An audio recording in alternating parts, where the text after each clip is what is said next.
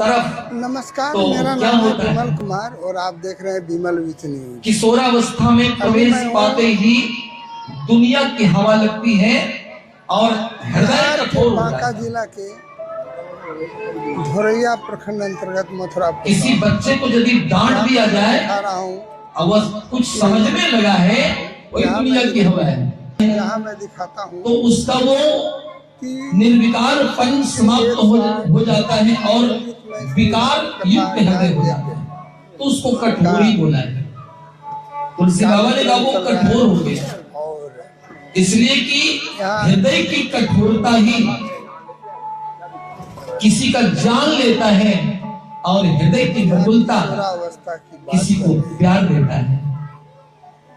आज में और उधर 3 अवस्थाएं हैं जो कि सर्वांग कोमल नहीं होता। और गोस्वामी तुलसीदास जी ने कहा कि मुझे वो प्रिय है, मुझे वह भक्त प्रिय है। कौन सा भक्त? उसी बच्चे के तरह जो बन के है। निरमल मन जन सो मोहि पावा, निरमल मन जन सो मोहि पावा, निरमल मन जन सो मोहि पावा। हमारे पूज्य श्रेष्ठ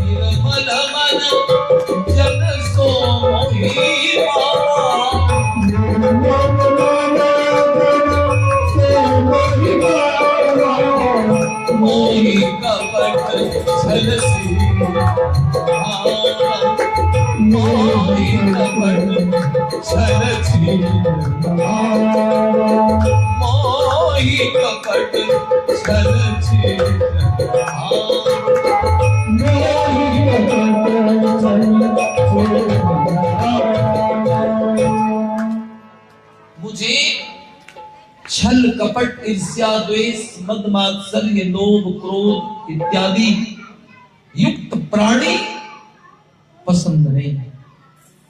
निर्मल मन जन सो मोहि पावा। निर्मल कौन है? वही छोटा सा बच्चा जो मां की गोद में रहता है, आंचल की छत्र छाया में जीता है। मां दूध पिलाएगी तो वो जिएगा, मां चाहेगी तो दुनिया से उठ सकता है। यहाँ के भक्त निर्भर है लगातार इसलिए निर्मल चित्त श्री राम कथा का रसास्वादन कर, और जब हृदय में विकार भरता है हर द्वार तो एक दूसरे के प्रति घृणात्मक भाव उत्पन्न पंडाल होते हैं। में आकर के श्री राम कथा का समता रसास्वादन कर रहे हैं। दिखा रहा हूं मैं, नहीं पाया जाता उस हृदय में।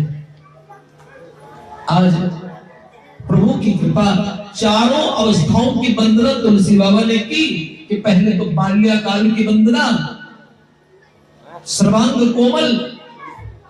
पहले मैं छोटे से बाल रूप की वंदना करी, बंदो बाल रूप सोई राम।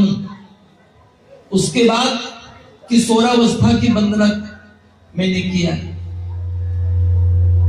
सीता सवारो पितवाम भारो, सीता जी को अपने संग में लिया। फिर युवावस्था की वंदना करी, पारो महासायक चारुका पर। नमामि रामं रघुवंश सनातनम। आज एक बार त्रेता युग माही संभु गए कुंभस ऋषि पानी। और क्या कहते हैं? माता पार्वती, माता सती दक्ष की पुत्री। कहा नाथ आप बिल्कुल तैयार हो रहे हैं, कहां जाने के लिए आप तैयार हैं? तो आज मैं हे देवी दक्ष पुत्री, आज मैं राम कथा श्रवण करने के लिए जाऊंगा। खन्नाथ कहां जाएंगे राम कथा श्रवण करने के लिए? कहा कुंभज ऋषि के पास। कुंभज जिसको अगस्त कहते हैं, कुंभज ऋषि के पास आज मैं कथा श्रवण करने के लिए जाऊंगा। कौन कह रहे हैं? त्रिकालज्ञ की आशुतोष देवाधिदेव महादेव, जिसने सागर मंथन के पश्चात उस विषाग्नि को अपने कंठ में सुसज्जित करके और सारी सृष्टि को नष्ट नाबूद होने से बचा लिया था। देवाधिदेव महादेव, जिसको रावण लंका ले जाना चाहता था लेकिन नहीं ले जा सका। भीषण समस्या आने के बाद समाधान त्रिकालज्ञ के पास ही है, जो महादेव सबके अंतर में विहर रहे हैं, विराजमान है, जो अलग है, अजन्मा है, अगोचर है, अनंत है, अखंड है, असीम है, अनादि है, सब कुछ है। एक रस है जो जन्मता का मना करता है, एक रस में रहता है, एक रस में। आज सती ने कहा महाराज रामचरितमानस की रचना करने वाले आप हैं नाथ, तो आपसे ज्यादा रामचरितमानस की विशद व्याख्या और कौन कर सकता है, विशद वर्णन कौन कर सकता है महाराज? कहा देवी सती, एक पुत्री को कोई पिता जन्म दे सकता है, लेकिन उस बेटी की जिंदगी के बारे में जितना उसका पति जानेगा और पिता नहीं जान सकता। पिता को जन्म देने का अधिकारी है, पिता ने जन्म दिया, नाजों में पाला, तदुपरांत अपने घर से विदा कर दिया। उस कन्या की जिंदगी के बारे में जितना उसका पति जानेगा, पिता को अधिकार नहीं, पिता नहीं जान सकता। इसलिए मैंने रामचरितमानस को लिखा है। रचि महेश मानस और राखा, सुसमय पाई शिवासन भाखा। देवर्षि नारद के कृपा मात्र से ये सुंदर और पवित्र, अरे बंद करो, परम विश्राम देने वाली कथा इस वसुंधरा पर आज विद्यमान है, जो सारे लोग इस मानसरोवर में स्नान करके और अपने को धन्य कर रहे हैं। तो मैं क्या बताऊं तुझे, ज्यादा कुछ भी कहने से सत्य फायदा नहीं है। मैं राम कथा सुनने के लिए जा रहा हूं और अभी तत्क्षण चलूंगा। कहा तो किसके पास जा रहे हो? का कुंभज के पास। का कुंभज तो घड़ा का नाम है। आप सागर में ज्यादा जल कि घड़े में? आप तो महान हो ना, क्या वो घड़ा आपको संतुष्ट कर पाएगा राम कथा सुना करके? संभव है क्या? बाबा भोलेनाथ मुस्कुरा गए कि सती, तेरे अंदर से तेरा अभिमान बोल रहा है, तू नहीं बोल रही हो। उसके पास जाए, वो आपको संतुष्ट करेगा महादेव। वो घड़ा में कितना जल हो सकता है? आप तो पयोधी हैं, आप समंदर हैं। इतना राम रूपी अमृत जल आप में भरा पड़ा है, वो क्या आपको सुनाएगा? देखो, तुम्हें जाना है तो ठीक है, नहीं तो मैं जाऊंगा। मैं तैयार हो चुका हूं और मुझे कुंभज ऋषि के आश्रम पर जाना है राम कथा सुनने के लिए। और अंत में पति के साथ लग जाती है।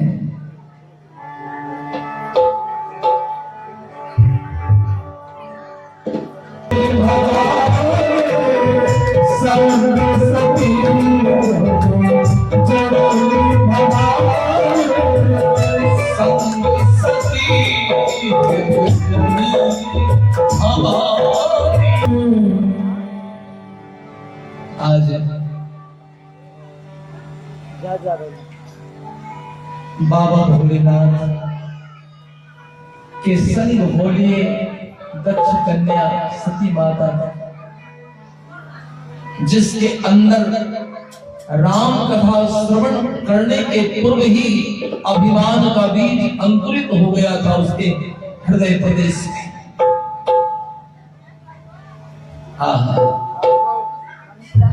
जिनका हृदय भगवान के प्रति मरुस्थल के समान था, थोड़ी सी ही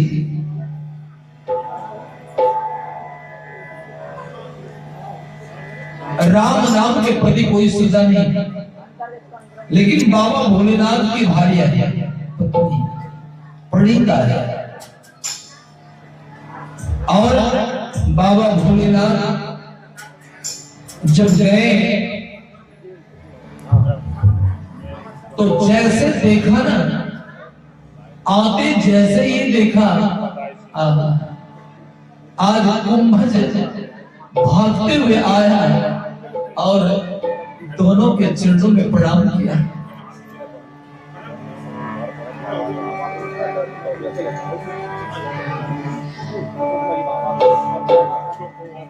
इस समय भी सती को अभिमान जागा कि महादेव को मैं कह रही थी, नहीं मानी हमारी बात इन्होंने, लेकिन आज भक्ता की सेवा, कोई श्रोताओं की ही सेवा कर रहे हैं।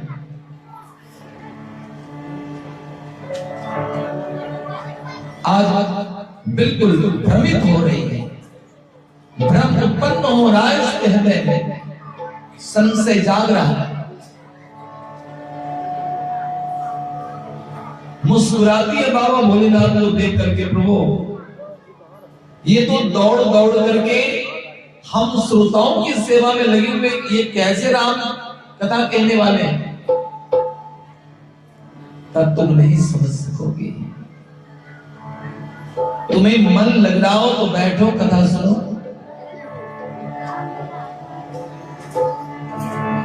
आज सती माता को मन नहीं लगा,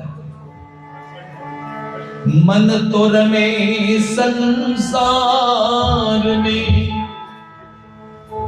तन साधु के संग, तुलसी आई विनोदते, नहीं लागा हरि रंग, नहीं लागा हरि रंग।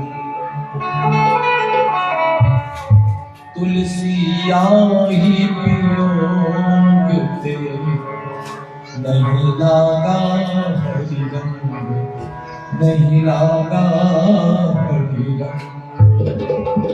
आज तुलसी बाबा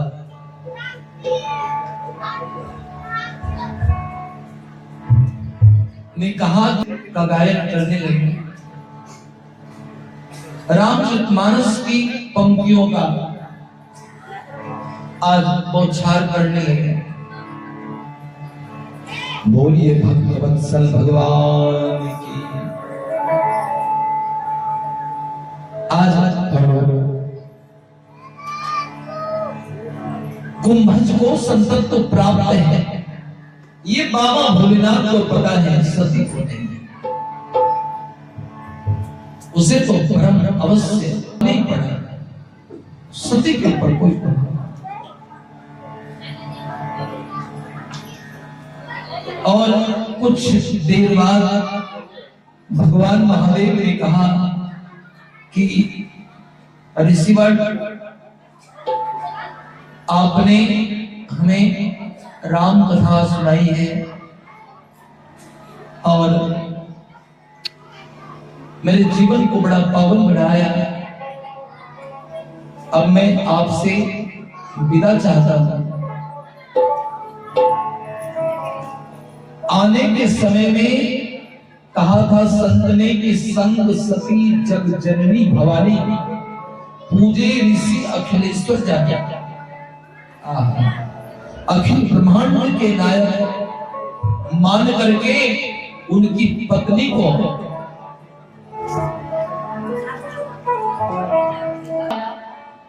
और बाबा ने जब राम कथा सुनी कुंभज ऋषिवर के श्रीमुख से तो गदगद हो गए।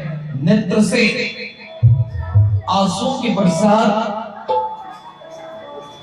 हो गई, झरने लगे आंसू बाबा भोलेनाथ के। गदगद गिरा नयन बहनीना। आज भगवान की कथा में ओतप्रोत हो गए महादेव। तो सती ने मार्ग में कहा कि भोलेनाथ क्या राम कथा सुनकर के आप संतुष्ट हो गए?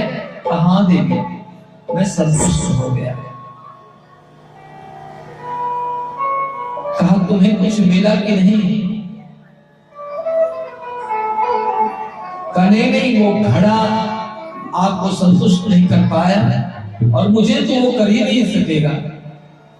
कहा देवी तुम्हें सागर में ज्यादा जल दिखता है और घड़े में थोड़ा सा जल दिखता है, लेकिन याद रखना, एक बात याद रखना कि किसी भी प्यास बड़ा निचोड़ कहा बाबा भोलेनाथ ने सती से, सती हे दक्ष पुत्री, किसी भी प्यासे व्यक्ति का सागर में जल बहुत ज्यादा रहे कोई बात नहीं, लेकिन किसी भी प्यासे व्यक्ति का प्यास सागर नहीं बुझा सकता है। प्यास जब भी उसकी बुझेगी तो घड़े या सुराही के पास तो जाना ही पड़ेगा, कुंभज के पास जाना ही पड़ेगा। जब तक वो घड़े का जल नहीं पिएगा तो प्यास, सागर का जल तो प्यास बढ़ा देगा लेकिन बुझा सकती है घड़े का पानी उस प्यासे का प्यास। आज सती को इतना निचोड़ कह करके, निचोड़ बोल करके बाबा भोलेनाथ ने बता दिया। आपको कितना ठंडा लगा है? कोई भी इतना प्रभाव नहीं पड़ा।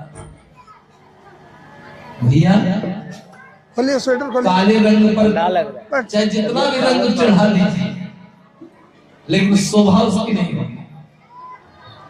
आज सती की ये दुर्गति है।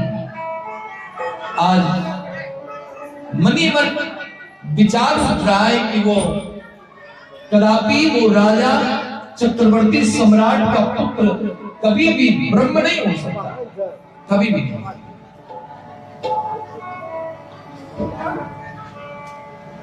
दो पाठ हैं, सगुण और निर्गुण। दो पाठ हैं। कोई सगुण की उपासना करते हैं, कोई निर्गुण की उपासना करते हैं। एक बार एक 10 मंजिल के मकान को देखा और 10 मंजिल के मकान के ऊपर कोई व्यक्ति था। ध्यान से सुनना, कोई व्यक्ति था और एक बड़ा निर्धन मलिन व्यक्ति 10 मंजिल के भवन के निकट आया नीचे और प्रार्थना किया कि आपसे मुझे मिलना है। आप तो जो 10वें मंजिल पर था उसने कहा देखो तुम्हें हमसे मिलना है तो मेरे पास आ जाओ, ऊपर आ जाओ। का कैसे रास्ता है? का मार्ग है, सीढ़ियां लगी हुई है, आ जाओ। मैं आपको कदापि प्राप्त नहीं कर सकता हूं लेकिन आप मुझसे आकर के मिल सकते हैं। यदि मैं चला जाऊं तो आपसे मुलाकात होगी, आप नीचे आ जाओ तो आपसे हम मिल लेंगे, मुझे लाभ मिल जाएगा। आप नीचे चले जाओ। तो जो निर्गुण है, निर्गुण निराकार, वो कभी उसका विनाश नहीं होता है। नाश और विनाश में उसमें उपसर्ग लगा हुआ है, विनाश में विनाश। नाश उसका नाम है जो दुब घास है, जेठ की चिलचिलाती दोपहरिया में वो जल गई घास, लेकिन जब फिर आषाढ़ मास में पानी, और कितने सावन पानी की आवश्यकता होगी, आप सीधा कहेंगे ये नहीं होगा, असंभव। दूसरी बात संतों ने बताया, कोयले को कितने दिन धोया जाए तो ये सफेद होगा। और दूसरी बात कहा संतों ने कि पानी को अंजलि से नहीं, पानी पात्र में पड़ा हुआ है।